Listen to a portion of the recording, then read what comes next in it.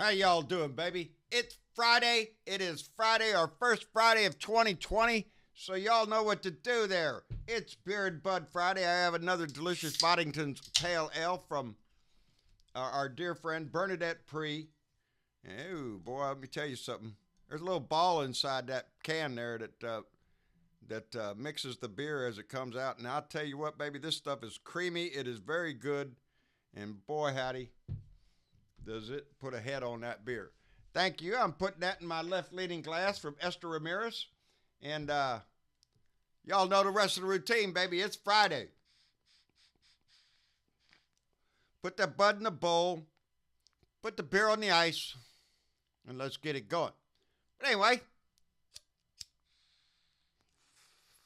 make sure that's good and going in there.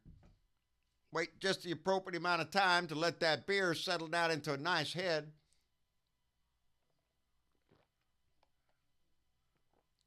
Ooh, that's good, and it always tastes better out of a left-leaning glass.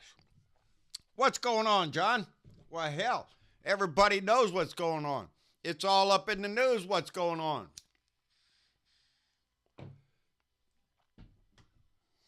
Everybody's holding their breath because of what's going on. Yesterday, we took out, what is his name? Qasem Soleimani. He is the top general for Iran. He was in Iraq, right outside of Baghdad airport, and he was taken out by a drone strike and killed.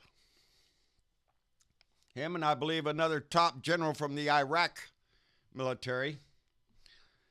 Well, first off, ain't nobody should mourn this guy. This guy, Soleimani, he was a bad guy. He is a top general for Iran and works with the Qud forces and Hezbollah forces and stuff against Americans before. He has American blood on his hand. Nobody should be mourning the fact that this guy got taken out. The fact that we have to worry about is that because he is a well thought of top general in Iran, if you think there will not be a response to this shit, well, then you're just foolish. Because there will be a response, and it is not going to be pretty what will happen. Now, I'm supposed to believe that this was to stop an imminent attack. That's what Pompeo said, that this guy had to be taken out by drone strike to stop an imminent threat. Of course, I got to take Pompeo with a grain of salt because I already know he's a lying piece of shit trying to defend a crooked president. That's my problem with Pompeo. I don't trust a word that comes out of the man's mouth. He knew damn good well what Giuliani was doing in the Ukraine, and he's acting like he's stupid. You're not stupid, Mike. You're trying to hide shit. And this strike comes on just at the time when the Senate is going to reconvene and the impeachment trial is now front and center in the news. And what happens now? We have a strike, not only a strike, a major strike. A major strike that is going to have major implications. Hell, even the news is calling it an assassination. An assassination, a political assassination of a top foreign leader. What do you think that's going to resonate around the world? Oh, Donnie, Mr. Tough Ass, he don't really give a shit. He's already thrown his hat in the ring as being, I'm Mr. Tough Guy, mess with me and I'll kill everybody. That's Donnie's thought. Because nobody he ever loved is in this shit. He was never in this shit. He doesn't care about, we're sending 3,000 troops immediately over to the Middle East. Right off the bat, baby, here we go, we're getting ready. The State Department is already telling American citizens to evacuate Iraq. We've been here before. And the reason we're asking questions now is because of what we got before. Yet last time we were sold on weapons of mass destruction by a crooked president who wanted to go to war and a crooked vice president who wanted to make money. They lied their ass off to take us into Iraq. Weapons of mass destruction. They're in rail cars. They're all over the place. We got to go get them. They were never there. They took us into Iraq on that bullshit. And ever since then, there has been nothing but a meat grinder for American lives over there. Fighting for what? To prevent the attack that never was going to come? That's how come we question this now. Pompeo says imminent attack. The Pentagon says it was to deter future attacks. To deter future attacks. That's what the Pentagon is saying. Mike Pompeo's out there saying imminent attack. A slight difference there. Maybe they're both true. But it's sure not the same wording here coming out. They're not the same sense of urgency. Am I supposed to trust that this president, this man that sits in our house, is not above starting a war to keep his ass out from getting impeached, from having the attention turned toward the death of Americans? Because that's coming, baby. There's going to be a price to pay for this. You say, well, John, it's just one guy. How come one guy? We just killed one guy. Killing one guy is what got us into World War I, baby. What's his name? Franz Ferdinand of Austria. He was Archduke of Austria. Franz Ferdinand. He was taken out, assassinated, politically. And that led us into World War I, baby. Hey, you know what World War I brought us? World War II. When Germany wanted to reclaim its glory, so they wanted to do it again.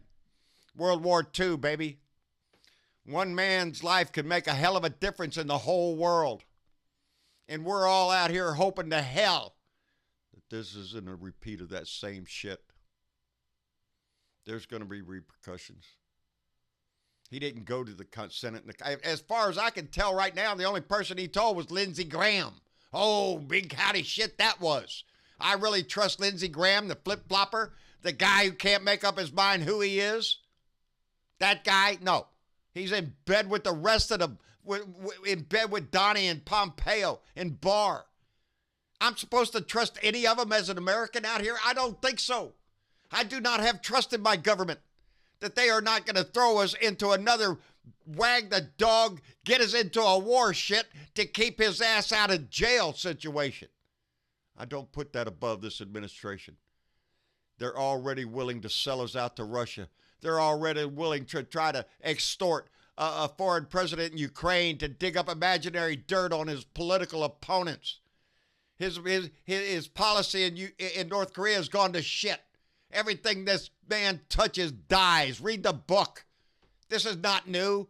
Everybody rides the wave. Oh, look how glorious he is. Bullshit. At the end of it, everybody loses. He's thinking he can walk his ass away. The Senate reconvenes amidst new emails, heavily redacted emails about the withholding of the aid to Ukraine and the conversations between the Department of Defense and the other departments.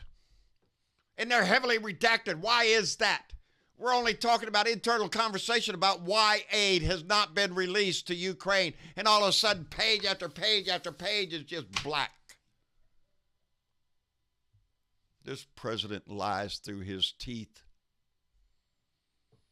This president's State Department chief, Pompeo, has shown himself the ability to lie to protect this man. William Barr and Justice the same way, to lie to the American people to try to protect this man. And I'm supposed to believe that the 3,000 plus troops that you're sending over there are in good faith because you're an honest and individual that cares about America? No, I don't believe that. I believe it is inspired and timed to his impeachment. And just how far is this shit supposed to go? You know, Adam Schiff just this afternoon in the Intel Committee will be briefed about the reasoning for all of this. We're gonna find out why this had to be done right now, because this guy's been a target for a long time, and Donnie's out there already bragging, I'm the only one tough enough to do it, or stupid enough. And that's what we're gonna find out. Was he tough enough? Because the right is already over there pounding the war drums. Look at us, we killed this bad guy. Look, don't mess with us. We'll blow you away, baby. We'll grab the flag and wave it. That gets his side all excited. The sight of red blood and meat, it pumps them up. Go America. we'll be sending our kids into a freaking meat grinder. Which I don't have a problem if it's a just and moral situation. If our country's survival depended on it, hell, as old as I am, I'd go myself. But this doesn't smack of that. This smacks that ever since the day that man walked into office, he canceled the Iranian nuclear agreement because it had Obama's name on it. The agreement that everybody in Europe agreed to. Everybody thought was a great deal, but no, not great Donnie. Not Donnie. Donnie's got to throw it out the window along with the Paris climate thing. It got Obama's name on it. Get rid of it. This started the day this man came into office. It's going to end. We don't know how. We don't know tomorrow's news, baby. But believe me, it's coming. It's coming. And then there'll be a retaliation for that incident.